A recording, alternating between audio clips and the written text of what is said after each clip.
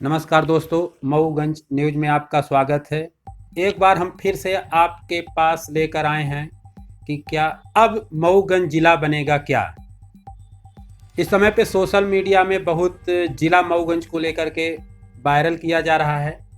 तो आज हम इसी चर्चा को लेकर के हमारे साथ जुड़ रहे हैं कांग्रेस नेता, वरिष्ठ कांग्रेस नेता विश्वनाथ मिश्रा जी, और उनसे हम चर्चा करेंगे जिला की और साथ में मऊगंज में हुए विकास कार्यों की।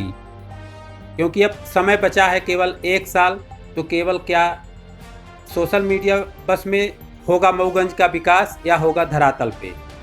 तो हमसे जुड़ रहे हैं सर, आपका मऊगंज न्यूज में बहुत बहुत स्वागत है। बहुत बहुत धन्यवाद आपको। अब मऊगंज जिला बनेगा क्या? आपने हमारे शो पे आया था कि मऊगंज जिला कब बनेगा, लेकिन हमारे पास समय नहीं है। तो इस चर्चा को हमने अब मऊगंज जिला बनेगा क्या, क्योंकि हमारे पास अब अगर बात करें तो केवल 1 साल बचा हुआ है। तो इसमें आपकी क्या राय है कि अब मऊगंज जिला बनेगा या नहीं बनेगा? देखिए, ये 25 वर्ष पहले जब स्वर्गीय डॉक्टर रामधनी मिश्रा पूर्व विधायक थे, जिंदा थे, उस समय पर ही मऊगंज को जिला बनाने की शुरुआत सबसे पहले विश्राम गृह मऊगंज से हम लोगों ने किया था। इसके बाद क्रमशः नगर के कई लोगों ने अपने बैनर तले जिला बनाने की मांग की। उसमें अधिवक्ता और हमारे नगर के सामाजिक कार्यकर्ता, जनप्रतिनिधियों ने समय समय पर जिला बनाने की मांग करते रहे। इसके बाद लक्ष्मण तिवारी जी विधायक हुए, उन्होंने बैनर ही लगा दिया, यहाँ तक कि तंबू गाड़ दिया जिला बनाने के लिए। 5 साल वो विधायक रहे और इस दौरान भी जिला की कोई कार्रवाई नहीं हुई। और इसके बाद समय आया माननीय सुखेंद्र सिंह बन्ना जी का, उन्होंने जिले की मांग को तो उठाया, लेकिन चूंकि सरकार नहीं थी। आज के बाद जब समय आया तो ऐसी स्थिति हुई कि सरकार गिर गई और जिला नहीं बन पाया। वर्तमान समय में हमारे इस क्षेत्र के सम्मानीय विधायक श्री प्रदीप पटेल जी हैं। विधायक ही नहीं बल्कि उन्होंने राज्य मंत्री स्तर का दर्जा भी प्राप्त है, और उन्होंने इस मुद्दे को लेकर के कई बार जो है तो ये बात कही कि जिला बनेगा। वर्तमान में सोशल मीडिया में और अन्य जगहों पर भी बात आ रही है कि जिले की सौगात मिलने वाली है, लेकिन चूंकि ऐसा लग नहीं रहा है कि मऊगंज जिला बनेगा। चूंकि एक प्रक्रिया होती है, एक नोटिफिकेशन होता है और संकल्प पारित होता है। उसमें जब मध्य प्रदेश के मुखिया सम्मानीय शिवराज सिंह जी का जब इंटरेस्ट हो, या सरकार का जब तक इंटरेस्ट नहीं होगा, तो ये सब कहने से हमको नहीं लगता कि ये जिला बनने वाला है। एक थोथी कल्पना हमको दिखाई पड़ रही है। जब तक कुछ मिल न जाए तो हम तो नहीं मानते कि जिला बनेगा। जैसे आपने अभी कहा सोशल मीडिया में, तो सोशल मीडिया में जो वायरल हो रहा है जिला मऊगंज, तो उसमें जो फोटो लगी हुई, अगर हम कहते हैं मांग है, तो उस मांग में हम मुख्यमंत्री से कर सकते हैं। लेकिन जो सोशल मीडिया में, फेसबुक में वायरल हो रहा है, उसमें मुख्यमंत्री का फोटो नहीं लगा है। उस पे आप क्या कहेंगे? देखिए, ऐसा है कि इस क्षेत्र के विधायक सम्मानीय प्रदीप पटेल जी हैं। अगर उनकी मतलब है, अगर मनसा भाई बात तो वो रखेंगे, उनके माध्यम से ही अगर जिला होगा, तो मैं मानता हूँ कि उनके माध्यम से, उनके प्रयास से, और जो जनता की आवाज़ विगत 25 वर्षों से चल रही है, अकेले प्रदीप पटेल जी ही नहीं, वो 25 सालों से जो जनता की आवाज़ है, प्लस अगर इनकी भी धारणा है कि अगर ये चाहते हैं कि जिला बने हमारा मऊगंज क्षेत्र में, चूंकि वो विधायक हैं, तो अगर वो चाहते हैं, तो जब तक इनकी मंशा नहीं होगी, तो मैं समझता हूँ कि राजेंद्र शुक्ला क्यों चाहेंगे मऊगंज को भी जिला बनाने के लिए। मैं तो नहीं समझता कि राजेंद्र शुक्ला या कि जिले के कोई भी भारतीय जनता पार्टी के नेता नहीं चाहते कि मऊगंज जिला बने। अब ये है कि विधायक प्रदीप पटेल जी, इनकी मंशा आती रहती है, या तो चुनाव के लिए या तो वोट के लिए, क्योंकि इनके पास कोई मुद्दा तो है नहीं आगे। चूंकि इनको चुनाव मैदान में आना है, तो कोई ना कोई मुद्दा रहेगा, तभी कुछ जनता के बीच में जा सकेंगे। इसलिए मैंने समझता हूँ कि ये जो है, तो ये अभी जो दिख रहा है आपके फेसबुक को, उसमें ये सब फर्जी है, कोई माने धरातल पर काम नहीं। अगर जिला बनाने के लिए सत्र चल रहा है, अगर इस सत्र में प्रस्ताव पारित होता है, तो क्या ऐसा संभव है? इसके लिए बता रहे हैं तो एकदम मैंने, अगर ये जोर शोर से लग जाएं और यहाँ पर हम ही तब लोग यहाँ की जनता तब मानेगी जब हमारे यहाँ कलेक्टर बैठना शुरू कर दे।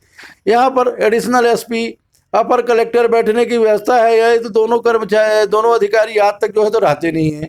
जिस दो तरह से दो जिस दो तरह से अपर कलेक्टर की यहाँ नियुक्ति हुई है बैठने की, लेकिन वो 2 साल से बैठ नहीं रहे हैं, तो क्या इसी तरह से लॉलीपॉप दिया जा सकता है वही कह कलेक्टर रहे के हैं लिए कि भी? जब बताइए कि ये व्यवस्था बनी थी आज 5-7 साल पहले, ये व्यवस्था बनी थी कि यहाँ पर के अपर कलेक्टर और एडिशनल को बैठा करके एक हम मतलब एक दर्जा मतलब बड़ा दर्जा देने का काम उन्होंने किया था कि इस बहाने जो है तो लोग करें। तो जब ये अधिकारी आज तक जो है तो बैठ नहीं रहे हैं, इनकी समस्याओं के लिए रीवा जाना पड़ रहा है, तो मैं समझता कि ये जो है तो ये कोरी कल्पना है और इनका कोई लेना देना नहीं है। एक तरफ जैसे जिले की बात हो रही है, आपने कार्यालय की बात कही, तो ट्रेजरी जो है, ट्रेजरी का मऊगंज से स्थानांतरण हो गया रीवा, तो क्या ये जिला की ओर है कि जिला की वही ओर? कह रहे हैं कि मैंने जो हमारी जो चीजें थी वो वापस जा रही हैं। प्रधानमंत्री कार्यालय आपके मऊगंज में था, आज 5 साल हो गया वो चला गया। ये हमारे लिए शर्म की बात है। यहाँ पर विधायक जी हैं, सत्ता के विधायक हैं, राज्य मंत्री स्तर का बड़ा ओहदा प्राप्त है, दुनिया भर की सिक्योरिटी उनके पास चलती है। तो जो चीज़ें हमारी पहले से ही थी, जो हम लोगों ने प्रयास करके लाया था, जब हमारी वही चीज़ें चले जा रही हैं, तो हम जिले की बात तो मैं समझता हूँ कि ये सिर्फ जो है मैंने अखबारी और वाहवाही लूटने का प्रयास है, धरातल पर कुछ भी नहीं है।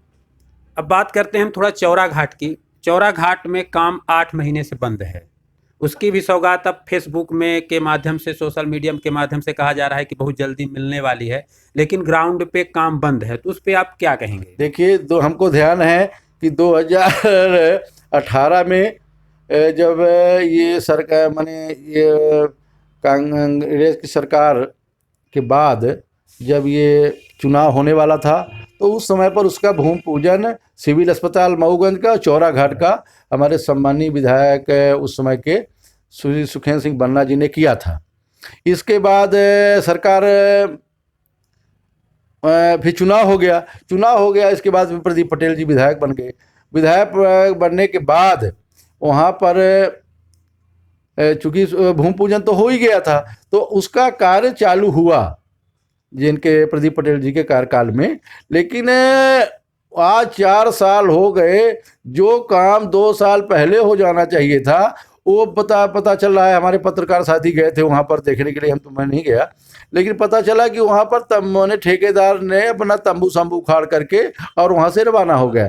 तो विकास कार्य के लिए एक निष्ठा, एक लगन की आवश्यकता होती है। चाहे जो भी राजनेता हो, जब उसमें ईमानदारी के साथ काम करेगा, लगन के साथ काम करेगा, कहाँ पर प्रशासनिक दिक्कत आ रही है, कहाँ पर ठेकेदार क्यों काम नहीं कर रहा, तो जब लगन के साथ काम करेगा, हम लोग छोटे छोटे जनप्रतिनिधि हैं, जब काम करते हैं तो क्यों नहीं होता, चाहे विपक्ष में ही रहे हो। तो जब सत्ता वाला आदमी ये और 4 साल का समय बीत गया और एक बहुत बड़ी मतलब अपने यहाँ की जो योजना थी चौरा घाट की, वो जो है हम लोग वो इलाहाबाद से चार घाट से जुड़ रहे थे, तो इस योजना को बंद हो गया। तो इसकी किसको दोषी मानते हैं? ये तो जो वर्तमान में है, पद में है, प्रदीप पटेल जी माननीय विधायक जी, राज्य मंत्री स्तर का दर्जा प्राप्त है, ये सब लोग दोषी हैं, क्यों नहीं चाहते काम हो। तो आपको ऐसा लगता है कि मतलब मऊगंज में दर्जा प्राप्त राज्य मंत्री होने के बावजूद भी कोई ऐसा विकास मऊगंज विधानसभा क्षेत्र में नहीं किया गया? सही तो ये है कि माननीय प्रदीप पटेल जी, इससे बड़ी उम्मीदें थी उनके जो लोग थे, और हम लोग भी उनसे समय समय पर चर्चा भी विकास के संबंध में, मऊगंज के विकास में चर्चा होती थी। तो 4 वर्ष का समय बीत जाने के बाद ऐसा लगने लगा कि मऊगंज की जनता ने जैसे कोई अपराध किया हो, मैंने वोट दे करके उनको अपराध किया हो और अपराध की सजा भोग रही है मऊगंज की जनता। बताइए, इतना वोट दिया कि मतलब इतना वोट आज तक किसी भी मैंने यहाँ के क्षेत्रीय आदमी ने इतने वोट नहीं पाया, और इतना वोट देने के बाद और उन्होंने, आप देख लीजिए मऊगंज नगर की हालत देखिए। मऊगंज नगर में पोस्ट ऑफिस के आगे जाइए, राजस्थान होटल के पास नरक की स्थिति है, बस स्टैंड के पास नरक की स्थिति है, पूरे नगर की रोडें खराब है। किसको जिम्मेवार मानते हैं? क्या ये नगर परिषद की रोड है? ये बताइए, इतने बड़े अक्सर बैठ जाया करते थे धरने में। आप क्यों नहीं बैठ रहे हैं? बरहट्टा मार्ग में देख लीजिए, बरहट्टा मार्ग की हालत कितनी खराब है कि वहाँ पर मोहित नाम का लड़का बस एक्सीडेंट हुई और उसकी मौत हो गई। 1000 लड़के कम से कम बरहट्टा रोड से आते हैं, इतनी हालत खराब है। सिलारपुर जर्जर ही हालत में है। तो भाई हम जनप्रतिनिधि किस लिए चुनते हैं? विधायक, सांसद का काम, सरपंच का काम, पार्षद का काम, नगर परिषद तक सब बटा हुआ है। बड़े बड़े काम ये इन्हीं के माध्यम से जाते हैं, इनके प्रयास से होते हैं। लेकिन मुझे लगता है कि जैसे काम करने की दृढ़ इच्छा ही समाप्त हो गई हो। ये भी चुनाव के पहले अगर हम बात करें, नगरीय चुनाव के पहले मयूरगंज विधायक के द्वारा कई कार्यों को लेकर के भूमि पूजन किया गया था, लेकिन वह कार्य केवल भूमि पूजन तक रह गया। इस पे आप क्या कहेंगे? भूमि पूजन और लोकार्पण इनका शौक है। भूमि पूजन और लोकार्पण इनका शौक है। ये लोग जो है तो दबाव बना करके कभी सिविल अस्पताल का लोकार्पण करेंगे, सब्जी मंडी का लोकार्पण करेंगे। बताइए, सब्जी मंडी 6 साल पहले हम लोग जब पहले परिषद में थे तो हम लोगों ने बनवा दिया था, और 6 साल हो गए, मैंने हम लोग नहीं 3 साल पहले, तो 3 साल के बाद सब्जी मंडी बनकर के तैयार है, और आज तक उसमें लोकार्पण और ये तमाम पेंट सेंट ये लोग करते रह गए। लेकिन वहाँ पर सब्जी वाले व्यवसायियों को वहाँ पर ला करके आज भी वहाँ पर सिर्फ दारू, गांजा, कोरेक्स, वहाँ पर गंदगी का साम्राज्य है। वहाँ पर कोई जो है तो लगवाने वाला नहीं है। काहे के लिए इतना पैसा खर्च किया गया? और आप विधायक हो, लोकार्पण भी कर दिए हो, तो उसकी व्यवस्था की जिम्मेदारी सिर्फ ये फोटो खिंचवाना और लोगों को दिखाना कोई मतलब का नहीं है। चाहे सिविल अस्पताल का है, सिविल अस्पताल का लोग पाकर वहाँ पर जो है तो आज भी स्थिति ये है, जब हम लोग छोटे छोटे थे जैसी स्थिति पहले है 40 साल 45 साल पहले थी, आज भी मऊगंज स्थिति अस्पताल की वही स्थिति है। कोई भी व्यवस्था में बदलाव नहीं आया, और हम इसको किसको दोषी माने? अभी कुछ दिन पहले डिवाइडर को लेकर के चूना लगाया गया है रोड में, उस पे आप क्या कहेंगे? देखिए, डिवाइडर को लेकर के जनता को चूना लगा रहे हैं। ये चूना रोड पर नहीं लगा रहे हैं, हमारे क्षेत्र की जनता के साथ जो है तो उनको चूना लगाया जा रहा है, उनके साथ खिलवाड़ किया जा रहा है। और भाई जिस योजना को लेकर के आप यहाँ पर डिवाइडर या मैं कहता हूँ कि हमारे आपने जो रोड है, नगर की जो रोड 5 किलोमीटर की रोड है, पहले इसको आप ये देखिए कि हमको इसको बनाना है। जब हमको इसको बनाना है तो हमको कितना रोड के लिए चाहिए जगह, फिर उसके लिए हमको कितना डिवाइडर के लिए चाहिए, हमको कहाँ पोल शिफ्टिंग करना है, हमको दोनों तरफ बड़ी बड़ी नाली बनानी है। तो पहले तो हमको इसकी व्यवस्था बना लेनी चाहिए। हम डिवाइडर बना देंगे, कल जो है तो रोजाना एक्सीडेंट होगा। डिवाइडर तो पैसा, और उसके लिए अभी जो प्रशासकीय जो स्वीकृति भी है वो भी हमारे जो है तो शासन से नहीं प्राप्त हुई है। मेरी जानकारी के आधार पर पीडब्ल्यूडी से ट्रांसफर हो गई है एनएच को। एनएच में पास भी हो गई है रोड, बुग्गमा बाईपास से गाड़ा मोड़ तक, लेकिन उसमें 7 मीटर की रोड है, 2.5 फुट फुटपाथ है दोनों तरफ, एक तरफ नाला, उसमें बीच में डिवाइडर नहीं है। तो किस आधार पे कैसे चूना लगाया जा रहा है? वही मैं कह रहा हूँ, अभी मैं चर्चा कर रहा था सीएमओ से भी और नगर पालिका अध्यक्ष अपने पार्षदों से चर्चा कर रहा था, तो उसमें जो है तो अभी जो इनकी फाइल है वही अभी अधूरी है। अभी हमको जो राज्य शासन से अनुमति मिलनी चाहिए, हम उसको पेमेंट करने का हमको कोई अधिकार अभी नहीं है। ये सिर्फ हमारे जो सीएमओ साहब ये विधायक जी को खुश करने के लिए जो है तो तमाम ये चूना ऊना लगवाने का काम कर रहे हैं। अभी नगर परिषद से उसकी कोई विधिवत मंजूरी प्रशासकीय रूप से नहीं मिली है। साथ में जैसे हम बात करें अगर पुलिस प्रशासन की, आए दिन चोरियां हो रही हैं, बहुत यातायात व्यवस्था नहीं सुधारी जा रही है, 15 दिन 20 दिन बाद एक बार सब जागते हैं और गोमतियों को भी हटाया जाता है, फिर इसके बाद पुनः उसी ढर्रे पे चल जाती है। तो इस पे आप पुलिस प्रशासन को लेकर के आपका क्या कहना है? वर्तमान में पुलिस प्रशासन तो पूरी तरह से फेल है। एक तरह से खासकर मऊगंज का तो पुलिस प्रशासन पूरी तरह से फेल है, और वो लोग अपने कमाई का जरिया बना हुआ है। वर्तमान में मऊगंज में कई बार मैंने फ़ोन से श्वेता मौर्य जी टीआई से कोरेक्स, गांजा या कि जुआ हो रहा है या कि यहाँ पर ऐसी स्थिति है आप आ जाइए, कभी भी उन्होंने मोबाइल उठाया नहीं। अगर मोबाइल उठाया भी तो कभी भी इसका प्रयास नहीं किया कि हम यहाँ अगर अगला आदमी सूचना दे रहा है तो वहाँ पर पुलिस पहुँच जाए। तो वर्तमान में जिसको ज़िंदगी जीनी हो, जिसको अपने ढंग से रहना हो तो रह ले। बाकी अगर पुलिस के माथे सोचेगा कोई हमारी सुरक्षा हो जाएगी, तो वर्तमान में देखिए डेली मोटरसाइकिल की चोरी हो रही है, घरों के ताले टूट रहे हैं, रोजाना मोबाइल चोरी हो रहा है।